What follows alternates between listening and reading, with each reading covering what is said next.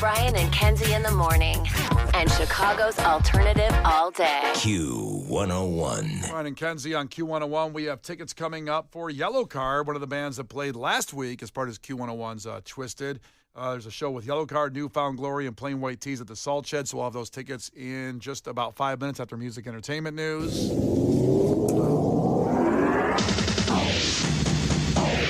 And a real rough one this morning as we go to the report from CBS News that pretty much recaps what happened in the last 12 hours. Filmmaker Rob Reiner and his wife Michelle were found dead at their Los Angeles home Sunday. Sources tell CBS News in what police are calling an apparent homicide. It's a death investigation. If it's determined to be a crime, we will seek the suspect.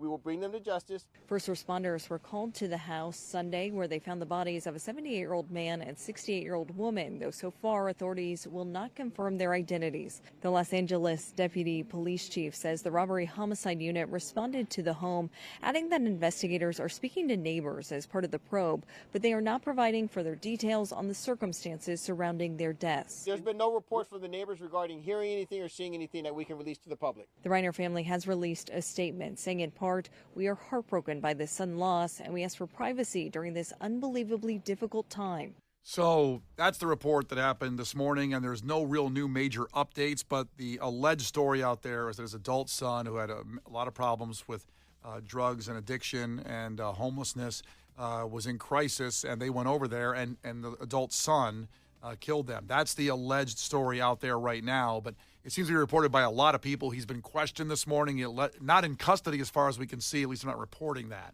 But he has been being questioned. It's a real tragic situation all around for a guy, Rob Reiner, who is responsible for pretty much entertainment of every level of what you might like. He is responsible for because he did the movie Stand By Me. He did When Harry Met Sally. He did Misery. Kenzie loving her horror movies. Misery's fantastic. It's unbelievable. And I mean, bad for the guy, but great movie. And the whole process of what it was and you know how it made you feel. An unexpected horror movie. Let me say it that way. Unexpected. Yeah, a very odd horror movie, very different. Yeah. He was not a zombie, you know. Yeah, that's right. No easy, no CGI, no zombie. Just terrifying. And it's, he did Sleepless in Seattle. He did so much, including, let's go through some of it. Spinal Tap is the first thing he ever did and appeared in. As a director. As a director and also as an actor in it, too, of a documentary filmmaker covering the band Spinal Tap. This was one of the greatest scenes of all time, and people repeat these scenes, at least the verbiage of these go to 11 and don't always know where it comes from. Well, it came from Spinal Tap when he was a documentary filmmaker, and somebody in the band, Nigel Tufnell, Christopher Guest, talks about his amps go to 11 instead of 10. This is a top to, what we use on stage, but it's very, very special because if you can see, the numbers all go to 11. Look, right across the board. 11, 11, and most of 11, the amps go up to 10. Exactly. Does that mean it's louder? Is it any louder? Well, it's one louder, isn't it? It's not 10. You see, most blokes, be playing at 10. You're on 10 here, all the way up, all the way up, all the way up. You're on 10 on your guitar. Where can you go from there? Where? I don't know. Nowhere, exactly. What we do is if we need that extra push over the cliff, you know what we do? Put it up to 11. 11, exactly. One louder. Why don't you just make 10 louder and make 10 be the top number and make that a little louder? These go to 11. Later Marshall actually made amps that went to 11. Oh, is that right? Yeah, they did that because of that. I did not know that. Yeah, it's a great movie, unbelievable, and most bands will talk about that and say that it's too real. It's not funny because it's too real about how they parodied what happens to bands on tour and as they get older. And then, A Few Good Men, that's his biggest box office, and there's a scene in there, You Can't Handle the Truth. Case doesn't even know why people say that. Why people say you can't handle the truth. It's one of those taglines that people say, and unless you've seen the movie, you know. And the movie came out, 30-some years ago, I think. 1992, so you do the math on that. Yeah, 33. And this is a scene of Rob Reiner talking about on the Rich Eisen show about directing Jack Nicholson in that iconic scene in A Few Good Men. We have a big courtroom.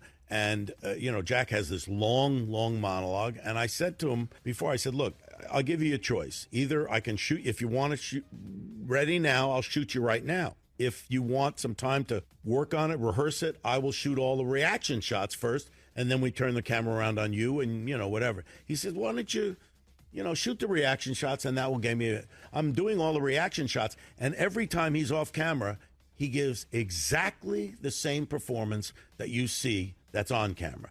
After 2 or 3, I go up to him and I said, Jack, maybe you want to save a little because, he's full out in every one, and he's off camera. And he says, Rob, you don't understand. I love to act. He says, I don't get that much of a chance to do a great part. And when you see it, you'll understand what he's talking about. Well, luckily, I'm going to watch it this week. That'll be our Friday movie review this week in honor of the passing of Rob Reiner. 8 o'clock on Friday, I'll be watching and reviewing A Few Good Men for the first time. We'll do a little bit of a recap of Twisted with some Sublime on the way, but 312-591-8300 right now. Your chance to go see one of the bands that played Twisted last week on Thursday before Third Eye Blind. Yellow Card with Newfound Glory and Plain White Tees at the Salt Shed Saturday, May 16th. Tickets are on sale now from our great friends at the Salt Shed. And Q101 presents this show to you, and you can be there for free. So 312-591-8300. Caller 10 will be at Yellow Card in 2026. Another show we're getting you set up for next year. The Brian and Kenzie Show. On Q101. Brian and Kenzie on Q101. And Sublime closing out Twisted on Friday night. It was loud. I will say it was one of the loudest points I've ever heard at the Aragon. 4 nights, 10 bands starting Tuesday with AJR. Cake headlining on Wednesday, giving a double set, kind of a storyteller's vibe from VH1. And then Thursday, the mini music festival that Kenzie loved so much, the Paradox, Yellow Card. We just gave away tickets for that next year, and Third Eye Blind. And then one for the Ditch, Dermot Mulroney's band. You had Soul Coughing, one of their first shows in a decade. It was so good. Oh, so the funkiest band of the week. And then Sublime comes out with Jacob Knoll and a Rascal. Case was there at the sound check. You got the story of what he did to his leg. He basically broke his leg in the past week, right, Case? Well, he tore his MCL. They were playing a festival a few weeks ago, and he said that he went to the side stage to grab water and just took a poor step and shredded his leg. Oh, that's so annoying for that to be the way. So annoying. And so, his doctors advised him to cancel all of their winter shows because they're doing a bunch of these Christmas shows, and he said no. And then bought a Rascal and showed up in Chicago. Popping wheelies. He effed that stage up on a Rascal. He came very close to the edge a number of times, and I was very afraid. That Aragon stage is extremely tall.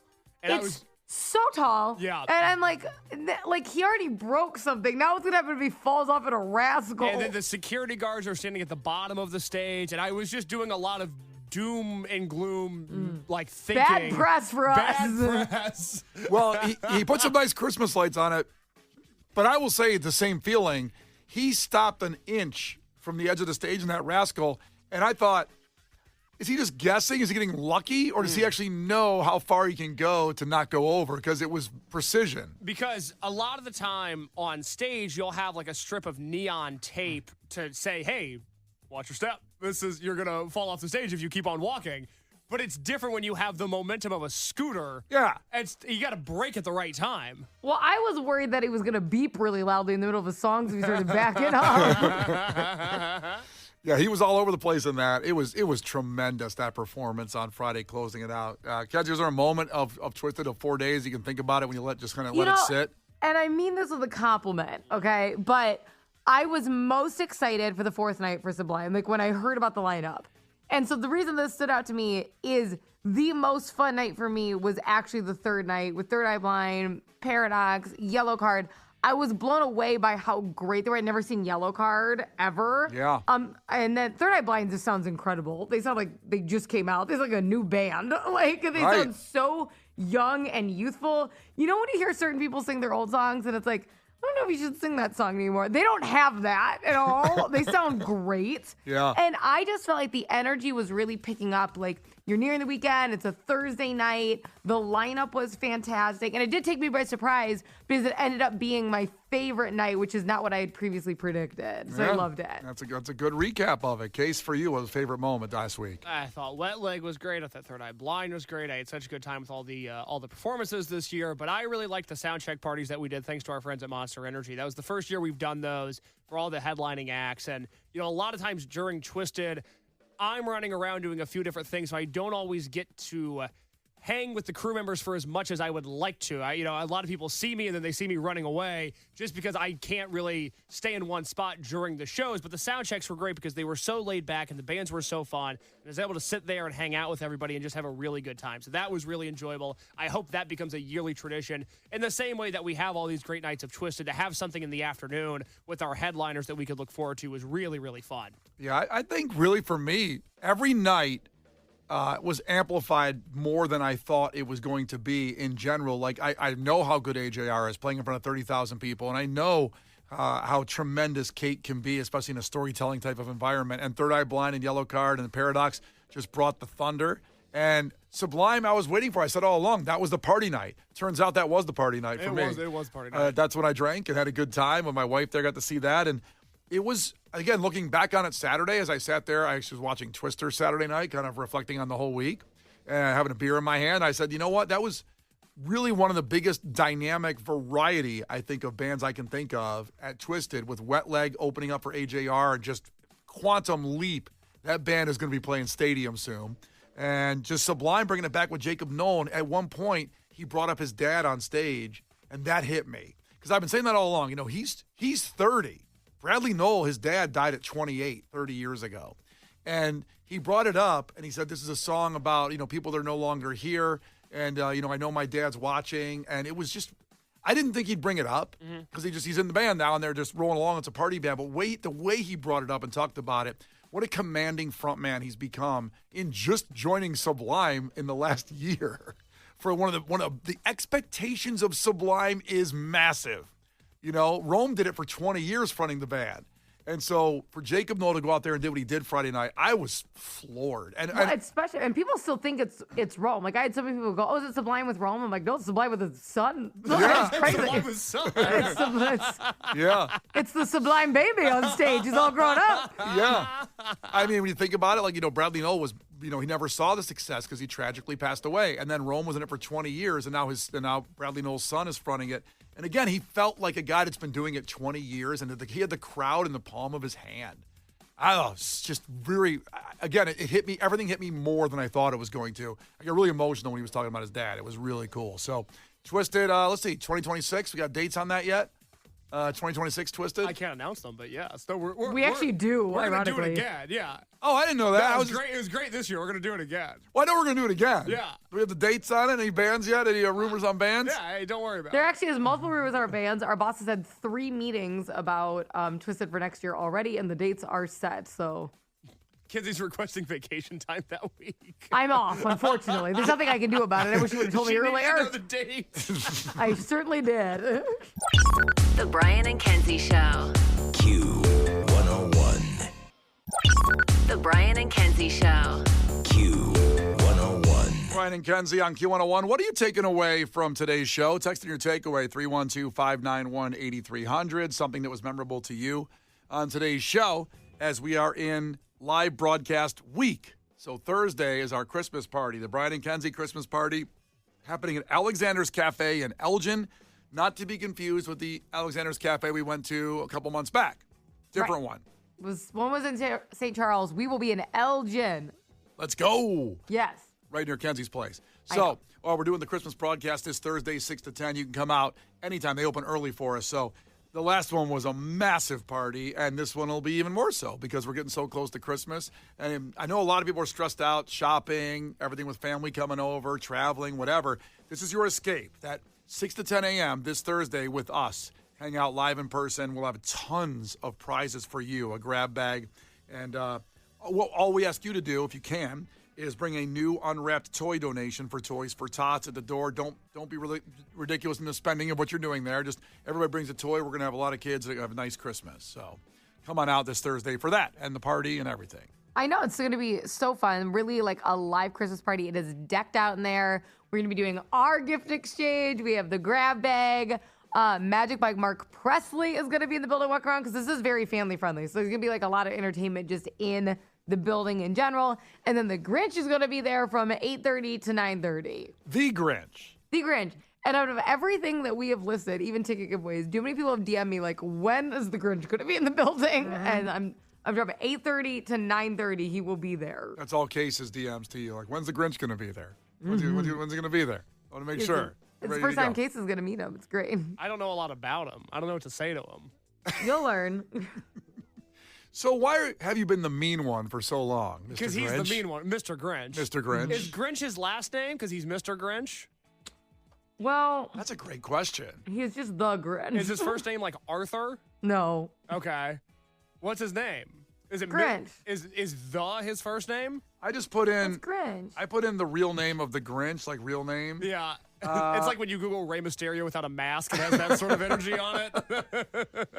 And this is really a mystery because it's he's the Grinch. I think he's just the Grinch. He's a green, furry, pot-bellied, pear-shaped, snub-nosed humanoid creature. That's what they say about me, too. No, I think you're going to like him. I'm serious. Yeah, maybe this Grinch guy's onto something. You're going to really enjoy it. Okay. You're like the Spider-Man meme, you, me. It's the Grinch. Are you guys going to dress Christmassy? Should we dress up, too? Why is that funny? Why do you have to kill all of my vibes? You always do this. No, I just knew you were going to ask it at some point. Why can't I have any fun? I didn't say you couldn't have fun. Well, let me ask the question. What is Christmassy to you? Well, I mean, it could be a bunch of things. Like, you could just be Christmas inspired, but like, Brian, you could also come as like Santa. Like, there's levels. Oh, my goodness. That's a lot of levels. Right, That's what I'm saying. What would be Christmas inspired? Christmas inspired, like an ugly sweater or some antler horns, maybe a red nose. You could be Rudolph. You could come as Rudolph. Tough to wear the antlers because we wear headphones during the show. Yeah, right in front, though, right here. Like you did it in front of the headphones. Gotta get right in front of the headphones, or the nose could make me sound like this, maybe a little bit, like Rudolph sounded actually. Yeah, it's a tragedy. Do the show as Rudolph. Do the show as Rudolph. Something Christmas inspired. Yeah, you could be the abominable snowman from the original Rudolph. Oh my God, that would be fun. Like the Yeti. Yeah. Is that costume available anywhere? Oh, I'm sure. I could look it up right now on Amazon. Oh, Jesus, don't please. Why? You just said. Jesus, don't please. Because I think she'll buy it. Yeah, for you, if you wear it. Yeah. I don't feel like he's going to wear it. I'm trying to think how I can move around in that. Yeah, well, they have a onesie version. This one's awesome, though. Is it like pajamas? Look at this one. Oh, my. How much does that cost? This one's $89 because it's so realistic. But then they also have this onesie, which is pretty cute. Yeah. How much is the onesie? The onesie, you're so like cheap. $39.99. Okay, I'm trying to do it in tickets, in speeding tickets. Like the $35.99, one speeding ticket roughly. But look how cute this Grinch costume is. You could also come as the Grinch. Well, we don't need to do that. We have the Grinch. What then you guys could do if you guys both dressed up in this costume and then he came, you could actually do the Spider-Man meme. That'd be hilarious. Does the snowman abominable snowman? Yeah. Thank you.